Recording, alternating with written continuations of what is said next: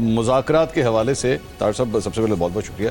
یہ مذاکرات کے حوالے سے پاکستان تحریک انصاف پچھلے 5 دن میں پتہ نہیں کتنے پیغامات دے چکی ہیں. اسد کیسر صاحب تھوڑی دیر پہلے ہمارے ساتھ موجود تھے اور انہوں نے کہا جی بالکل ہم لوگ we are open for that. تو اس کے بعد سے ایک فیلنگ یہ آ رہی ہے کہ حکومتی صفوں کے اندر تھوڑی سی پریشانی ہے کہ یہ پاکستان تحریک انصاف کون سا پتہ کھیل رہی ہے. دیکھیں یہ وہ پتہ ہے جو خان صاحب کا فیوریٹ کارڈ ہے. اس کا نام ہے یو ٹرن کارڈ. اس پہ یو بھی بنا ہوا ہے. اچھا. کہ ادھر گالی دو ہی ہے نا ایکسٹریمز ہیں. یا گریبان پکڑ لو یا پیر پکڑ لو, یعنی درمیان کی چیز ہم نے دیکھی نہیں ابھی تک. اور مجھے یہ لگتا ہے کہ یہ بھی ایک سازش ہوگی, اس پہ بھی کوئی نہ کوئی بات ہوگی. 4 دن بعد آپ دیکھیں گے کہیں گے نہیں جی وہ بیان کا مطلب یہ نہیں تھا, وہ تھا. مسئلہ کیا ہے؟ ادارے نے کہا ہم نیوٹرل ہیں, آپ نے کہا نہیں جانور ہو. ٹھیک ہے نا, آپ نے کہا نیوٹرل تو جانور ہوتا ہے, آپ یا حق کے ساتھ ہیں یا باطل کے ساتھ ہیں. دیکھیں میں بھی یہ کلیم نہیں کرتا کہ میں حق ہوں یا باطل ہوں. ٹھیک ہے نا, مطلب یہ it's for the people to جج, اٹس فار اللہ تعالیٰ ٹو جج. ہم کوئی نہیں ہوتے. مگر انہوں نے کہا جی میں حق ہوں, یا آپ میرے ساتھ ہیں یا آپ باطل کے ساتھ ہیں. امر بالمعروف نہی عن المنکر, ریلیجن کارڈ لے آؤ, اس کو پھینکو, کہو جی یہ نیکی ہے اور یہ بدی ہے, باقی ساری یہ میرے خلاف ہے. اب جب ادارہ نیوٹرل ہو گیا, آپ دھڑام سے گر گئے اور سروائیو نہ کر سکے.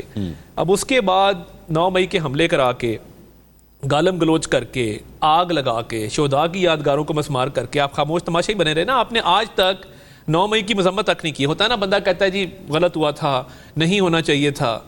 آپ کے اپنے لوگ, آپ کی 3 بہنیں موجود تھیں, یعنی فیملی ممبرز کا کیا تعلق ہے کہ وہ کور کمانڈر ہاؤس کے باہر 3 بہنیں کھڑی ہے, بھانجا جو ہے وہ وردی کی بے حرمتی کر رہا ہے. ویسے تھوڑی دیر پہلے میں نے ان سے 9 مئی کے حوالے سے سوال کیا تھا تو انہوں نے کہا تھا کہ محسن نقوی صاحب اس کے ذمہ دار ہیں. انہوں نے کہا ایک تو آئی جی پنجاب اور ایک محسن نقوی. دیکھیے بات یہ ہے, یہ چاہتے تھے کہ گولیاں چلیں.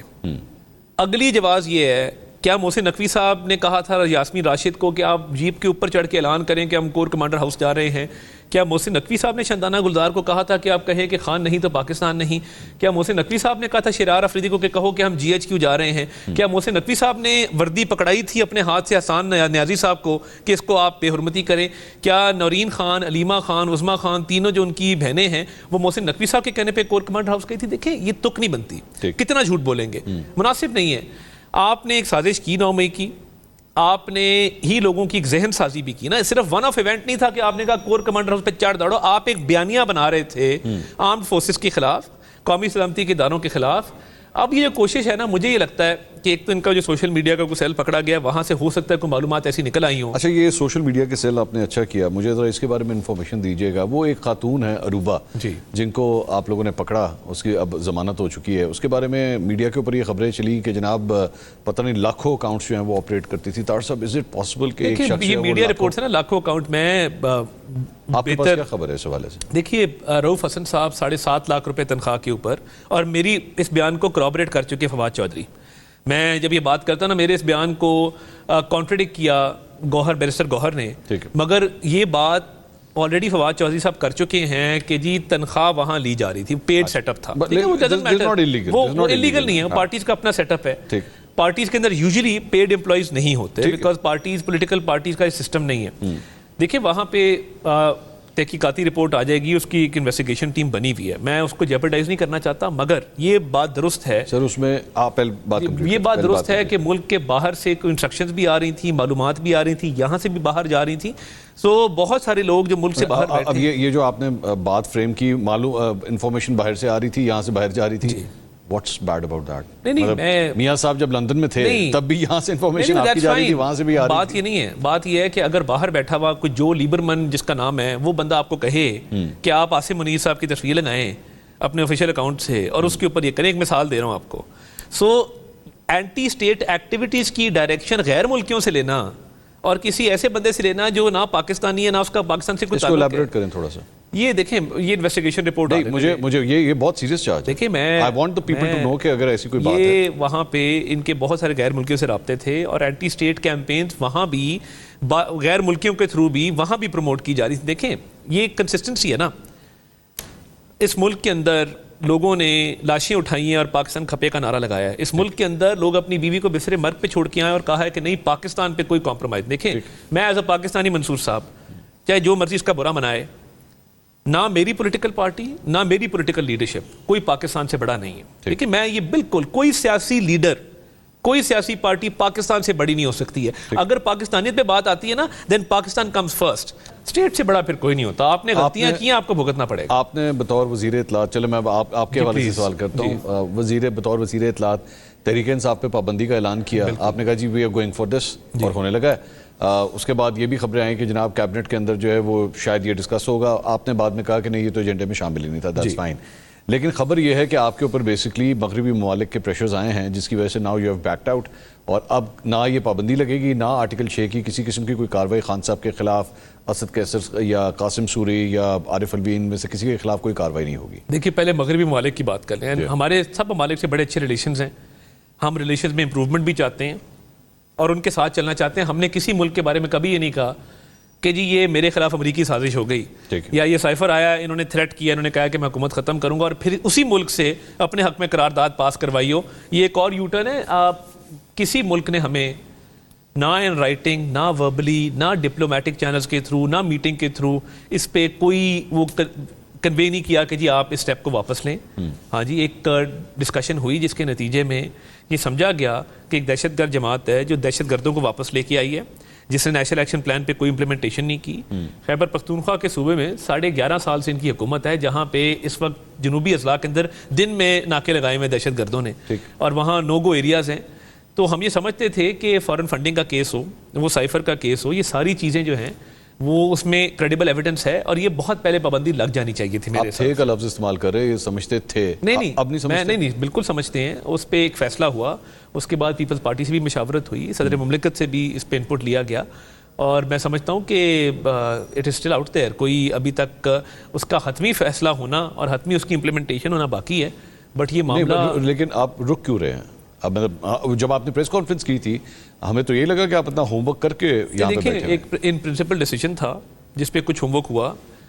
کچھ قانونی ماہرین کا خیال تھا کہ اس پہ مزید ہوم ورک کیا جائے, اور قانونی ماہرین مزید کام کر رہے ہیں. اب جیسے کل ایک ایکٹ آیا ہے فار ایگزامپل, دیکھیں نا, وہ آلریڈی رولز میں موجود تھا, قانونی مشاورت ہوئی, انہوں نے کہا جی اس رول کو کنسالیڈیٹ کر کے ایکٹ بنا دیا جائے. بیسکلی اس کے بارے میں تھوڑا سا الیبوریٹ کریں کہ کیا بیسکلی اس کا مقصد جو ہے وہ مخصوص نشستیں روکنا ہے پاکستان تحریک انصاف کی؟ دیکھیں میں یہ سمجھتا ہوں کہ ایک فیصلہ آتا ہے جو کلاک کو ٹرن بیک کرتا ہے, جو بن مانگے ریلیف دیتا ہے, اس جماعت کو, اس جماعت کے لوگوں کو دیتا ہے جو کہہ ہی نہیں رہے کہ یہ ہماری جماعت ہے. وہ کہہ رہے ہیں ایس آئی سی میں, آپ کہہ رہے ہیں نہیں تم تحریک انصاف میں ہو.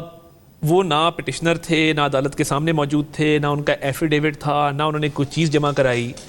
تو یہ تو رول سب اور لا سب کے لیے برابر ہونا چاہیے. طاہر صاحب, یہ جو آپ نے فرمایا کہ وہ ایس آئی سی کے تھے, یہ جتنے بھی لوگ تھے جب یہ اپنی انتخابی تحریک چلا رہے تھے اور کیمپیننگ کر رہے تھے, تو اس وقت یہ ایس آئی سی کے چیئرمین حامد رضا صاحب کے نام پہ ووٹ لے رہے تھے کیا؟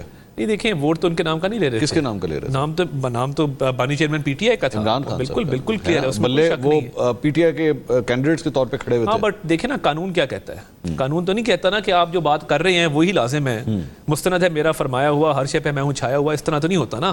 قانون کے مطابق جب آپ کا سمبل نہیں ہے, آپ نے ایک پارٹی لکھ کے دے دیا کہ ہمیں اس پارلیمانی پارٹی کا حصہ بنایا جائے, اس میں بھی پالیٹکس ہے. یہ چاہتے تو ایم ڈبلیو ایم جوائن کر سکتے تھے, جو ایک پارٹی موجود تھی ہاؤس کے اندر, اس کی ایک سیٹ موجود تھی. انہوں نے ایک پارٹی کا انتخاب کیا جس کی سیٹیں ہی نہیں تھیں. اب دیکھیں, آپ پارٹی الیکشن نہیں کراتے, اس کا آپ کو نقصان ہوتا ہے. اس کے بعد آپ ایسی پارٹی جوائن کرتے ہیں جس کا وجود پارلیمان کے اندر نہیں ہے, آپ غلطی در غلطی کیے جاتے ہیں, اور آپ پھر اس کا بلیم جو ہے وہ اسٹیٹ پہ دھرتے ہیں. اس میں تھوڑا سا پرابلم یہ ہے نا کہ آپ نے یہ کیس فائٹ کیا, ٹھیک ہے, اٹارنی جنرل وہاں پہ موجود تھے, پورے کیس کے اندر موجود تھے, انہوں نے اپنے آرگومنٹس دیے. End of the day the bench has given the decision against you, آ گیا فیصلہ آپ لوگوں کے خلاف آ گیا, لیکن آپ لوگوں نے اس کو بھی اتنا کنٹروورشل بنا دیا. عظمہ بخاری صاحبہ نے ایک پریس کانفرنس کی, انہوں نے ججوں کی بیگمات تک کا ذکر کر دیا کہ جناب یہ تو وہ جو ہے وہ کوئی کرش ہیں, اور عمران خان صاحب کے پتہ نہیں کوئی پیار محبت میں جو ہے سب کچھ ہو رہا ہے. ڈو یو تھنک آپ خود ایک قانون دان ہیں؟ دیکھیے میں یہ سمجھتا ہوں کہ اس ملک کے اندر اگر آئین کی حکمرانی, قانون کی حکمرانی ہونی ہے, اس بات کا تعین کر دیا جائے کہ آئین ری رائٹ کرنا ہے نہیں کرنا. دیکھیں نا, آپ 63A ری رائٹ کر دیتے ہیں, جب آپ کا دل کرتا ہے کوئی نہ کوئی شک پکڑ کے اس کا کوئی نہ کوئی مطلب نکال کے کسی ایک پارٹی کو فائدہ دے کے نکل جاتے ہیں. دیکھیں یہ پارلیمان کا اختیار ہے. کل بھی جو قانون سازی کی گئی ہے, رول آلریڈی موجود تھا کہ اتنے دن کے اندر آپ نے پارٹی جوائن کرنی. اس کے کیا ریپریکشنز ہوں گے؟ اب یہ تھوڑا سمجھا دیجیے. اس کا قانونی ماہرین تو یہی کہتے ہیں نا کہ آپ پھر जमात एक दफ़ा आपने एफिडेविट दे दिया है कम वोट में, ठीक, आप वो जमात नहीं चेंज कर सकते। सो बेसिकली ये अब ये अगर ये अप्रूव हो जाता है ये सारा मामला, उसके बाद ये सुन्नी इत्तेहाद कौंसिल के जो या पाकिस्तान तहरीक इंसाफ के जो लोग हैं, ये पाकिस्तान तहरीक इंसाफ को मखसूस नशिस्तें नहीं मिलेंगी? कुड भी अभी तो देखें ना, कमेटी की मीटिंग है, स्टैंडिंग कमेटी की लॉ की, सैर हासिल गुफ्तगू होगी। कमेटी को इसलिए भेजा गया है कि कानूनी सुकम ना रहे, वो डिटेल में डिस्कस होगा, उसके बाद हाउस में आता है तो फिर इस पर बेहतर कमेंट किया जा सकता है। अभी वहां तक नहीं जा रहा। अच्छा, दूसरी बात ये कि ये पतन की एक रिपोर्ट आई है NA 130 के हवाले से, और बड़े ही ग्लेयरिंग किस्म के वहाँ पे धांधली के इल्ज़ामात लगाए गए हैं उस रिपोर्ट के अंदर, और ये मियाँ साहब का हल्का है। आपके ख्याल में पार्टी के अंदर परेशानी पाई जाती है कि मियाँ साहब के इस हल्के को लेके इस तरह की उंगलियां उठाई जा रही हैं? देखिए, मैं नहीं समझता, एज़ फार एज़ उनके अटर्नी से जो मेरी बात हुई है, पेपर वर्क उनका कंप्लीट है, कोई ऐसी, देखिए लाहौर में इलेक्शन हुआ, मैंने भी लाहौर से इलेक्शन लड़ा है, एक गमला नहीं टूटा, एक झगड़े का वाक़या नहीं हुआ, कोई खुदा न खास्ता बंदा ज़ख्मी नहीं हुआ, कोई कत्ल नहीं हुए, एक पुरअमन इलेक्शन था जिसमें मैं समझता हूँ कि हर दफ़ा हारने वाला ये इल्ज़ाम लगाता है जीतने वाले पे कि जी जीत गए। पतन तो नहीं हारा, नहीं, वो दैट्स फाइन, बट ये चीज़ें देखें ना, इंजीनियरिंग होती है ना, ये चीज़ें रिपोर्टें दी जाती हैं, कहा जाता है जिस पे ये एविडेंसेस है, तो एविडेंसेस कोर्ट के अंदर लेके आए ना। मैं नहीं समझता कि बहुत ग्लेयरिंग इरेगुलरिटीज़ थी।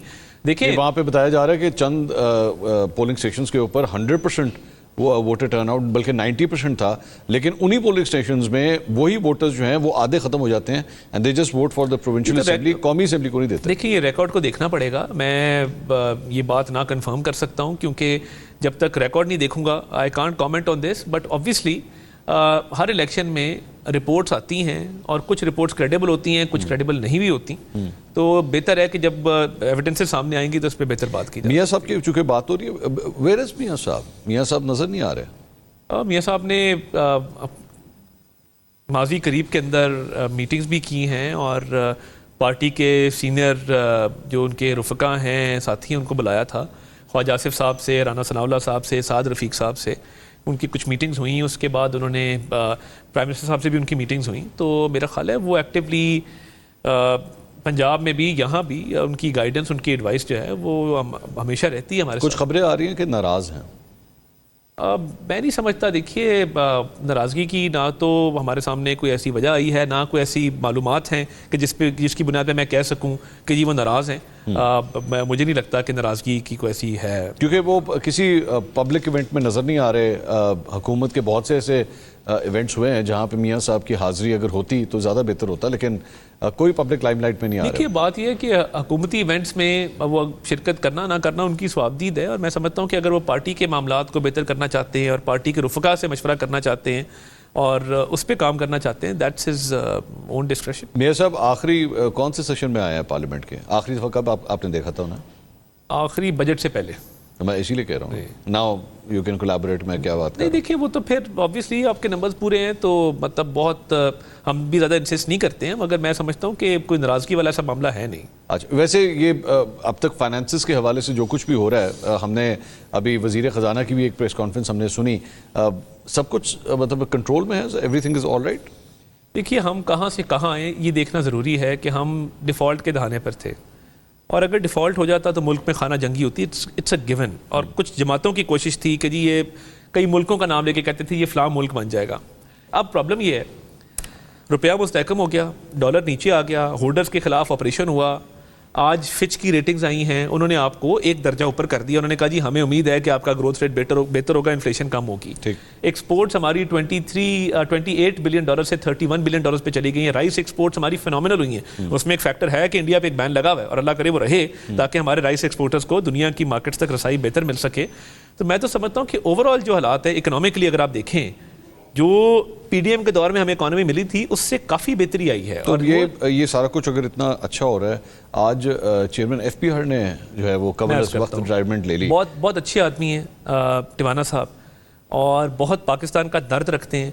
One of the most honest officers I know. जो मैंने देखा है मामला, और आहा चीमा साहब से उनकी कॉरेस्पॉन्डेंस हुई है और उनसे उनका रब्ता अक्सर रहता है, तो मैं ये समझता हूँ कि उनकी कुछ ज़ाती वजूहात हैं जिस बिना पे वो कंटिन्यू नहीं करना चाहते, और मेरी तो ख्वाहिश है कि वो कंटिन्यू करें, और मैं चाहूँगा कि बात करके उनको कायल किया जाए कि नहीं जी आप जनवरी में रिटायरमेंट है अपनी जगह पे, फरवरी में तो आप कंटिन्यू करें।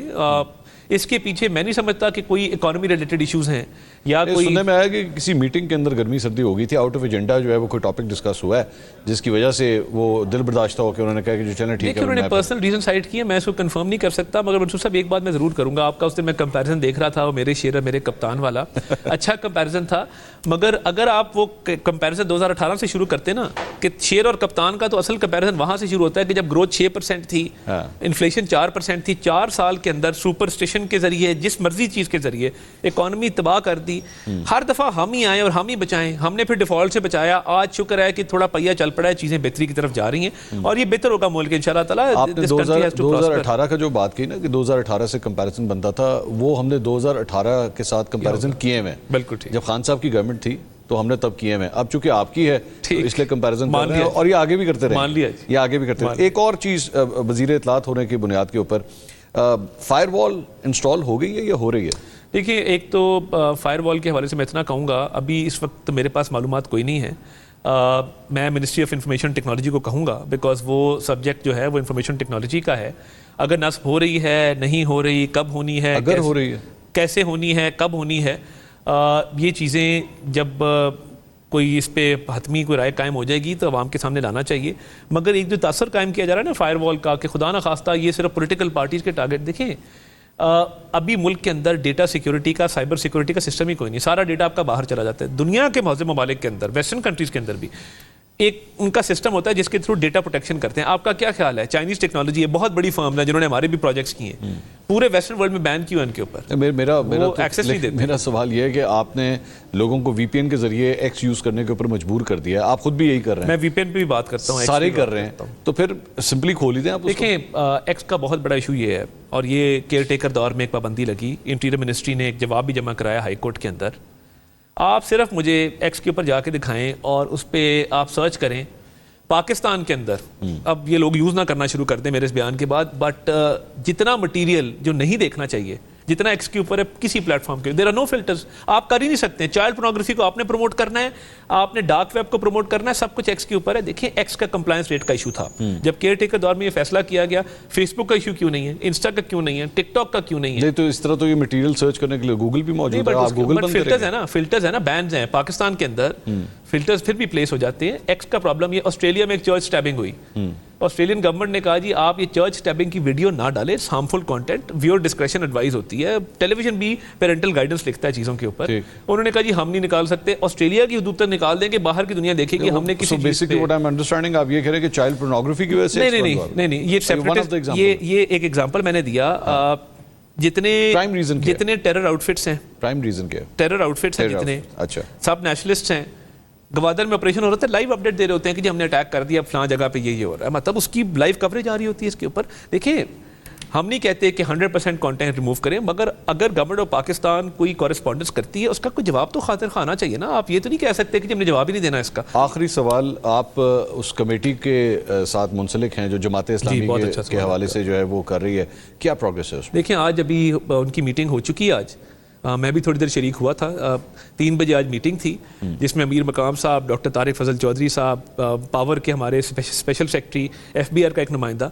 تو امید ہے کہ آج یہ معاملہ جو ہے خوش اسلوبی سے حل ہو جائے گا. 2014 کے اندر ویسے ایک چھوٹا سا صرف کمپیریزن, 2014 میں جب دھرنا ہوا تھا تو آج آپ کے مطابق تو وہ لائے گئے تھے, یہ خود آئے ہیں کہ لائے گئے ہیں؟